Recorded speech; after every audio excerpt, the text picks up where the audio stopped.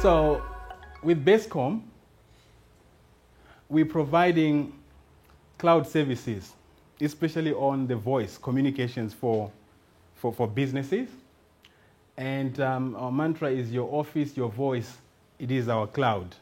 So, you know, since 2014, 2015, I went on a crusade of getting my clients into the cloud. And people would say, well, what about cloud? What are you doing? And all that stuff. I knew that the future for business is going to be in the cloud. And come COVID, a lot of people were scrambling, trying to get their PCs home and all that stuff, and trying to upgrade their internet or try to get onto Office 365.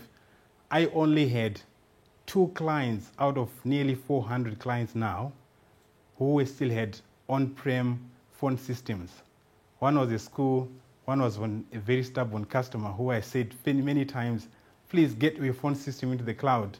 And they just didn't want to spend a little bit more for hosting, which was like $20. So, but I had foresight. I didn't know that COVID is coming. But when it did come, I had lots of emails coming through from the owners of the company saying, thank you for having pushed us to go into the cloud.